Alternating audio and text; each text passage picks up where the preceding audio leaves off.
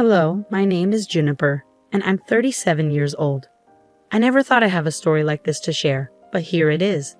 Get ready, everyone, because it's quite a ride. One sunny afternoon, my in-laws, Margaret and Julian, came to our house after a long-awaited vacation. They had always wanted to visit America, and I was happy to have them stay with us. Since they lived in France, we didn't get to see them often.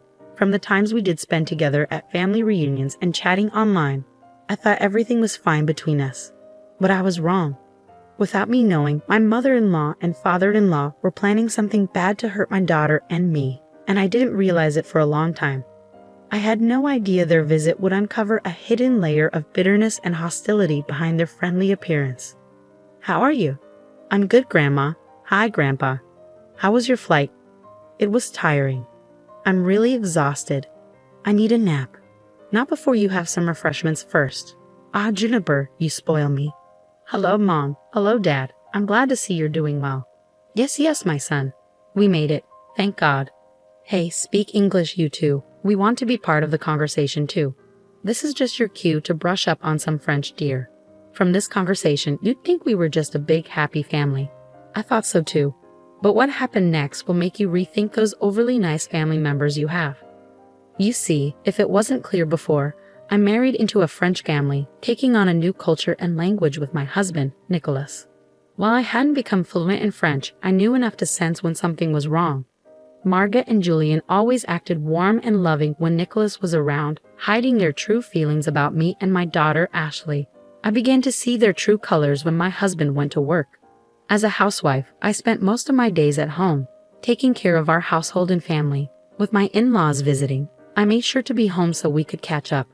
Ashley had just finished her freshman year of university and was home for the summer, so she and I finally had time to spend with our relatives.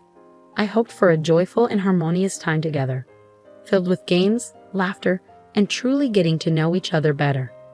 At first, everything seemed fine, but as the days went by, I noticed a strange pattern.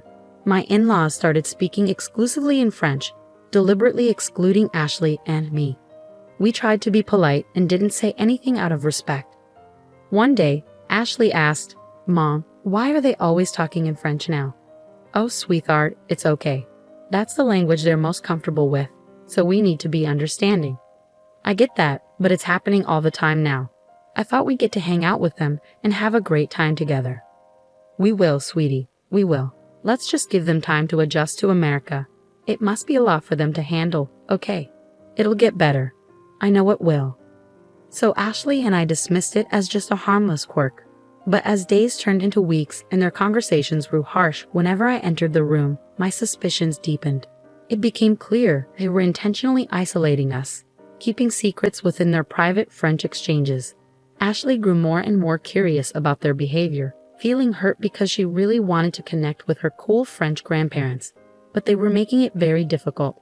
In an attempt to bring us closer together and bridge the gap that was forming, one day I proposed we play a game. The rules are simple. We'll go around telling each other 2 truths and 1 lie, and the rest of us will guess which one is the lie. Oh, that sounds fun, and it would be a good way to get to know each other. To our surprise, both Margaret and Julian didn't seem excited about the game. They looked bored and slightly irritated, sensing their discomfort and trying to be a good host. I decided to scrap the idea and ask them what they would like to do instead. "I would like to drink some tea and chat with my husband." "Oh, okay. Is it okay if Mom and I join?" "No." His outburst shocked us, but he quickly recovered. "I mean, no, my dear. We just would like to enjoy a quiet afternoon." "Okay, we understand. We're older, and these kinds of games may not be our thing. But you two never talk to us. You're always speaking in French. How dare you talk to us like this? So disrespectful. Were you raised on a farm? How dare you speak to my daughter this way? She's just a kid. She wants to hang out with you guys, but you're making it difficult. How can you say something so mean?" "Whatever. Let's go, Julian." Julian and Margaret stood up from the table, speaking loudly in French, not bothering to hide their words. I couldn't understand exactly what they were saying, but from their tone and body language, it was clear they were talking about us, and it wasn't nice. I felt too embarrassed to tell Nicholas when he came home that evening. I was afraid he would notice the tension at dinner. To our surprise, both Margaret and Julian were suddenly very nice to us, as if nothing had happened earlier. We were chatting as if we were one big happy family, but Ashley and I couldn't shake off the feeling that something wasn't right. Days later, fueled by curiosity and feeling betrayed, I decided to take action. While Margaret and Julian chatted in the living room, I discreetly reached for my phone and hit record. With shaking hands, I captured their voices and words, hoping to uncover the truth hidden in their secret conversations. After successfully recording their voices, I gained confidence. One day turned into 2, then 3, then 4, and soon I had collected recordings of their conversations spanning a week. I carefully gathered evidence, documenting whenever they spoke. I only had basic knowledge of French, so I couldn't understand everything they said. But as I listened repeatedly, I caught some rude words. I was afraid of what I might find if I translated everything, but I knew I had to uncover the truth. Luckily, I had a friend who spoke French. Camille was from Senegal and moved to the States as a baby. Although she grew up as an American, her immigrant parents made sure she could still speak her native language. She was the perfect person to help me decipher the information. I called her and asked her to come over. Once she arrived, I took her to the back of the house so Margaret and Julian wouldn't see her. Camille and I found a moment alone outside to talk. I poured my heart out to her, sharing all the strange behavior and my growing suspicions. Camille was incredibly supportive, promising to help me uncover the truth. From what you're saying, it sounds like they're talking about some shady stuff. But don't worry, I'll do my best to help. Thanks, love. You're a lifesaver. Just being a best friend. As I played the audio for Camille, her face went pale, and she started trembling. Camille, what's wrong? I can't breathe. Panic attack. She was gasping loudly for air, and I started to feel scared too. I never expected her to be so overwhelmed by what she heard.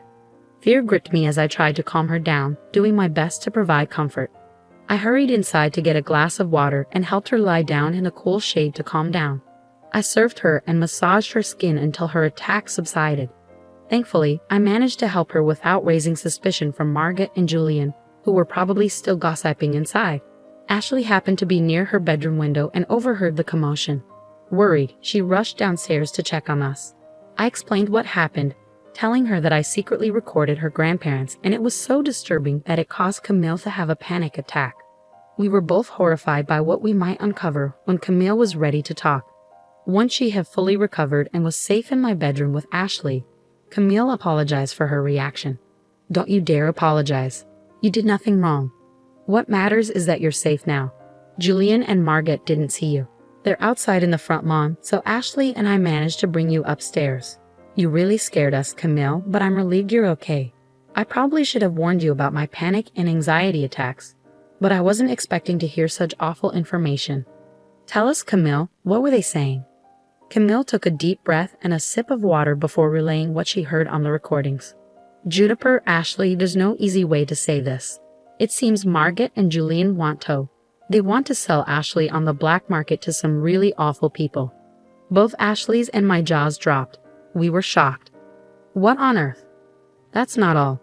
They said they wanted to sell you to Juniper. They plan to fake your deaths in a car accident and make it look like your body's burned up in flames so there's no evidence. They thought they'd make a lot of money from Ashley because she's young. I feel sick. They were so cold and heartless about everything, you guys. Like they didn't care at all that they were going to sell you to such twisted people. That's why I had a panic attack. I'd never heard someone talk so openly about such a terrible crime. You can take a break if you need to, both of you. It's a lot to handle. Why are you crying? Aren't you sick, Mom? Of course I am, but right now, I'm just angry. They threatened to hurt you, Ashley, and for that, I will never forgive them. They said more awful things, but I'll spare us the details, at least for now. Camille, Ashley, and I felt extremely scared and sick. We couldn't believe we'd been living with criminals for a month. I was filled with rage. I wanted to confront them, but Camille stopped me. June, I understand you're upset, but you can't go down there and confront them. What do you mean? They threatened my daughter's life. I know, Juniper. I just don't think it's safe for you to confront them without a plan. You live with these people. Who knows what they might do if they feel threatened? You're right. We have an advantage because we know their plans. We can't lose that. So what's the plan? We're getting out of here. What? Yes. Pack your essentials and lock your door, just in case. I'll do the same. Camille, help Ashley while I call Nicholas. Okay, we'll be back when we're ready. Once they left the room, I couldn't hold back my tears. I felt so overwhelmed by everything I had heard, but I was relieved to know the truth, even if it was painful. I called Nicholas and told him everything. I explained how his parents had been treating us, the rude outburst towards Ashley, and the recordings with Camille's translations. I'm sure you'll understand what they mean. Camille didn't give all the details, but enough to know we're not safe here. I'm taking Ashley to Camille's house after I finish packing, but I had to tell you everything. I know it's a lot to take in. Yeah, that's a lot. I'm sorry I didn't tell you sooner about the other stuff. I thought I could handle it. I didn't want to upset you. Let me listen to the audio, okay? I'll get back to you. We ended the call, and I continued packing, keeping an eye on the window to see if Margaret and Julian were still outside. When I finished packing, Camille and Ashley returned to my room. Just then, I received a call from Nicholas. He sounded extremely upset. Who wouldn't be after finding out their parents were criminals? He said we needed to leave immediately and that he'd meet us at Camille's place. We quietly got into the car parked in the garage and drove off. Margaret and Julian saw us leaving and called me, but I ignored the phone. Once we arrived at Camille's house, I called the police and directed them to Margaret and Julian's house. 30 minutes later, Nicholas arrived at Camille's place. We hugged and cried for a while Camille updated us on the police raid. The police had arrested Margaret and Julian. Nicholas explained that before coming to Camille's, he had stopped at the police station to give them the evidence I had sent digitally. With the evidence, it was easier for the police to handle the case. Although we weren't there to see it, I'm sure Margaret and Julian were shocked as the police stormed into our home. They were swiftly arrested due to the serious crimes they were accused of. The once proud couple now stood exposed as the criminals they truly were. News of their arrest quickly spread throughout the community, causing shock and disbelief among our acquaintances and neighbors. It was surreal to experience such a dramatic event in our ordinary lives. The revelation of their involvement in human trafficking shocked the town, destroying the image of respectability they had carefully crafted over the years.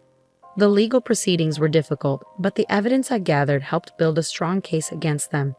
Their actions were exposed in court, leaving no doubt about their guilt. The jury, horrified by their crimes, unanimously found them guilty on multiple charges related to human trafficking and conspiracy. As the judge delivered the verdict, there was a sense of relief and satisfaction in the courtroom.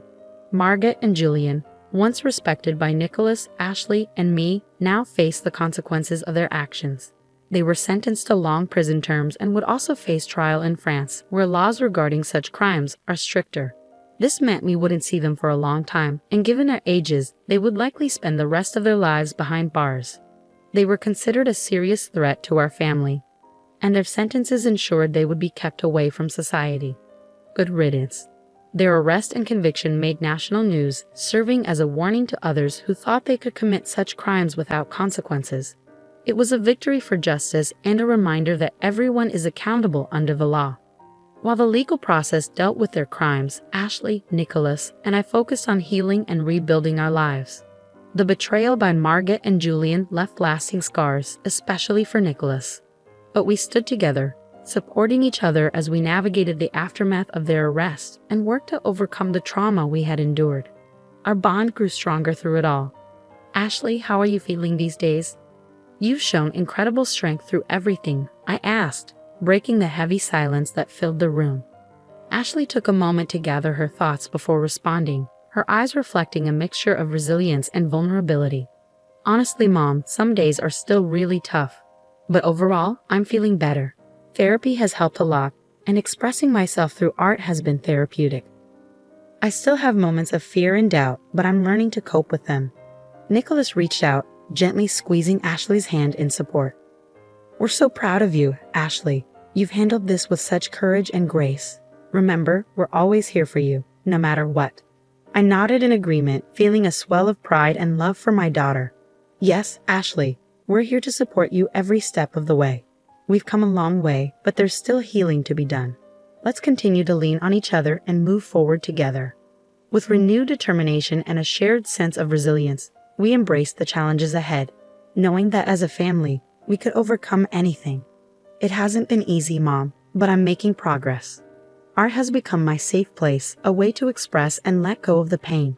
And therapy is helping me see things differently and trust again. We're so proud of you, Ashley. Your strength inspires us every day. We're here for you always. That's right, sweetheart. We're in this together, supporting and lifting each other up as we move forward. We've come a long way, and our future looks brighter. Thank you both. I don't know where I'd be without your love and support. We've faced challenges, but we've grown stronger. Now we have the chance to take back our lives and make a positive difference. Absolutely, my love. We've faced the darkest of times, but we've emerged stronger than ever. We won't let others' actions define us. Together, we'll build a future full of love, happiness, and fulfillment. We're a family, unbreakable. We've proven that. Let's keep supporting each other, healing, and building the life we deserve. We're stronger than ever, and we'll embrace every opportunity. The conversation was filled with a mix of emotions, from past pain to hopeful anticipation. As we continued our journey, we found comfort in each other, knowing we could overcome anything together and create a life of love and joy.